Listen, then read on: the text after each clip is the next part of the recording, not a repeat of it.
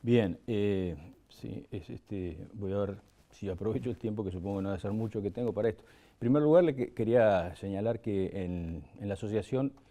existe una subcomisión de género que viene trabajando intensamente con el tema de estos, todo lo relativo a la protección de las víctimas de violencia de género, que obviamente la situación, así como realmente causa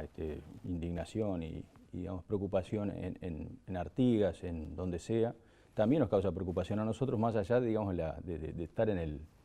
el tema, sino como ciudadanos. Y concretamente, en cuanto a las medidas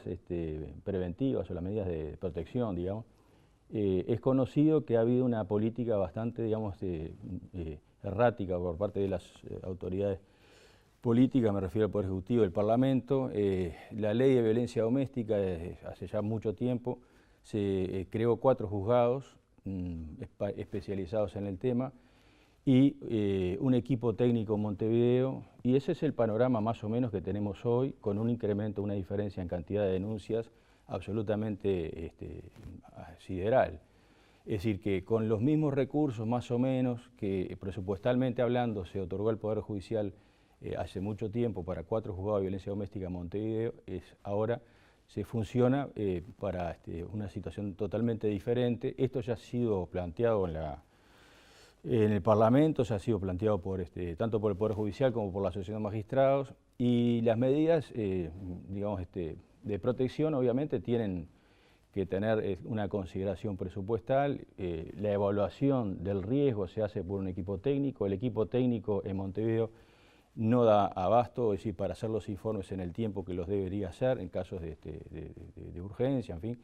los hace, pero normalmente demora bastante. En el caso del interior ya los equipos técnicos es otra historia, es mucho más precaria la intervención y la existencia de técnicos. Tampoco hay, digamos, se ha planteado los cargos, la necesidad de los cargos por parte del Poder Judicial y no se han otorgado esos cargos. Tampoco hay mucho interés en esos cargos por parte de los profesionales, es otra historia que tiene que ver con otras cosas. Pero digamos, tenemos también la situación de las tobilleras, el dispositivo electrónico que cuando se empezó con ello se criticaba a los jueces porque no lo utilizaban. Cuando empezaron a utilizar bastante se cuestionó a los jueces por la sobreutilización de las tobilleras, se retiraron las tobilleras, o mejor, al no haber tobilleras, los jueces empezaron a disponer custodias y entonces se planteó que las custodias se necesitaban para el tema de la seguridad, como que la seguridad de las víctimas no fuera seguridad que debería atenderse también por el Estado. Es decir, hay una política en el sentido de que legislemos y hagamos una ley que tenga, digamos, en cuenta todo lo que hay que tener en cuenta desde el punto de vista de las buenas prácticas para protección de víctimas, pero no se acompaña, esto es una tónica general de nuestras leyes, no se acompaña con el estudio de impacto en las cargas laborales, en el tiempo que las posibilidades de atender el incremento de trabajo que se va dando. Entonces los jueces terminan haciendo demasiadas audiencias y ven en alguna medida la necesidad de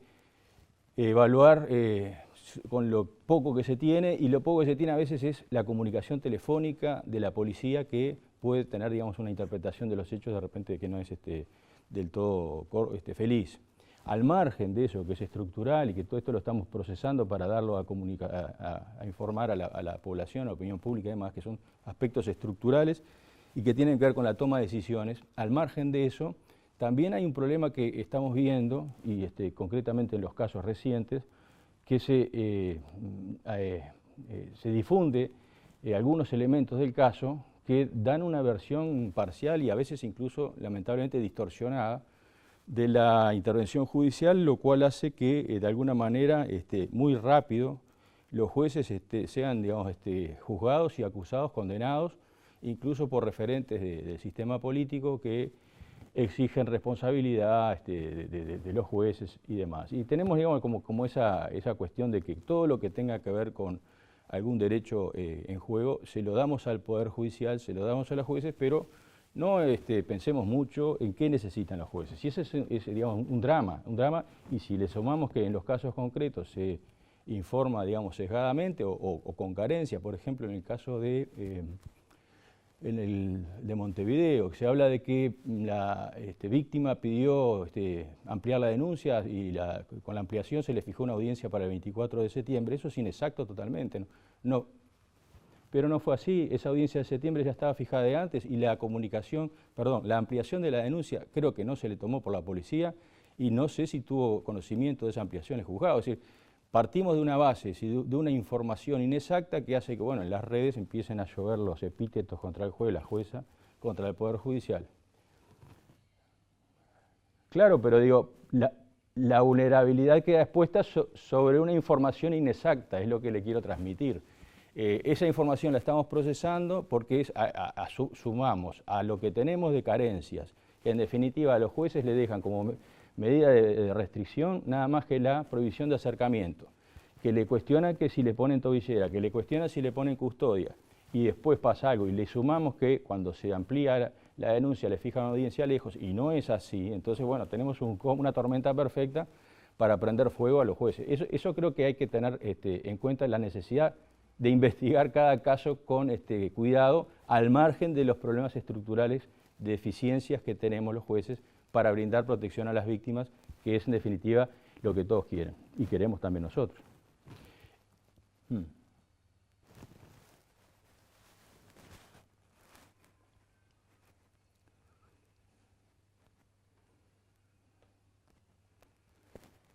Y tampoco tenemos la capacidad de absorber todas esas denuncias y eso lleva a veces a priorizar con criterios, digamos, absolutamente empíricos, es decir, con la intuición que pueda tenerse en base a la comunicación policial del hecho. Todo eso forma parte de la precariedad del sistema de justicia nuestro. Sí. Dígame, perdón.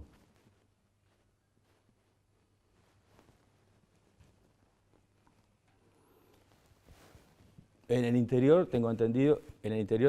que poco y nada, en Montevideo no lo sé. Cuando se ha producido llamémosle así, agotamiento de las tobilleras, se ha recurrido a la custodia y eso ha sido también cuestionado. Custodia a las víctimas, lo han cuestionado incluso las propias víctimas, las organizaciones que militan en la causa y una variante que también se ha dado, que es la custodia al agresor, que es muy efectiva. Obviamente que al Ministerio del Interior le causa resistencia porque le saca funcionarios, pero en definitiva lo que está por verse es qué es lo que en definitiva se quiere, si el discurso de la ley es acompañado por el discurso de las políticas de implementación de la ley, que naturalmente requieren cálculo de la posibilidad de absorber tanta cantidad de denuncias, cálculo de costos de las necesidades de la creación de los cargos de equipos técnicos que hacen la evaluación, medidas como los dispositivos electrónicos que tiene que haber, y también con lo que se ha manejado mucho, que los jueces en caso de violación de las medidas no hacen nada, y en realidad es un tema que cuando las medidas se violan, los jueces lo que sumo que pueden hacer es una audiencia, intimar o aumentar las restricciones, pero desde el punto de vista del castigo penal, que es lo que estamos hablando, esto lo tienen que investigar los fiscales desde noviembre del 2017, no son los jueces, la policía no le tiene que preguntar a los jueces de familia si le dan cuenta a los fiscales penales, se la tienen que dar cuenta aunque no digan nada, aunque estén en desacuerdo los jueces de familia, no es su tema.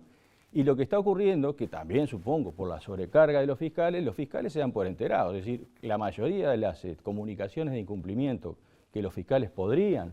o deberían perseguir penalmente, los fiscales se dan por enterados, que es lo mismo que decir no hacen nada. Entonces es algo que también lo vamos a proponer, trabajar conjunto con fiscales y defensores en talleres a la forma como hemos hecho con el proceso penal, porque si esto funciona sistemáticamente así, que los incumplimientos quedan impunes por esa razón, habrá que entonces tener en cuenta también que hay un problema en la posibilidad de absorber estos casos por la Fiscalía. El asunto es que son muchos casos, muchísimos casos, como le decía antes, y entonces, la medida inicial que tomó la Fiscalía en este tema fue retirar a los fiscales de la materia de violencia doméstica, es decir, no intervienen más, pero en la parte penal tienen la intervención necesaria y eso creo que no se conoce mucho, entonces se parte de la base que los jueces los incumplimientos deberían ponerlos en prisión y los jueces de familia no tienen esa competencia y tampoco los jueces penales y los fiscales no le plantean ninguna medida.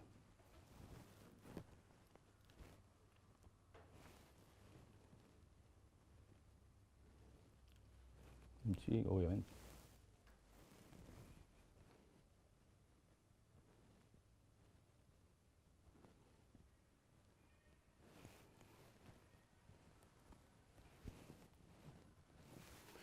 Bueno, si la pregunta de la parte final parte de la base que de alguna manera hay una causalidad entre la muerte y la actuación judicial, y esa parte yo no la acepto porque según el caso dependerá. Y con carácter general y en los dos últimos, por lo que la información primaria que se ha recibido no ha sido así, no es así. Y en definitiva, la preocupación que le decía como ciudadano no es por la responsabilidad, entre comillas, que en cada caso eventualmente pudiera corresponder a un juez, sino, como le dije antes, como ciudadano, porque obviamente somos parte de la comunidad y todo lo que pasa en la comunidad nos afecta como tales.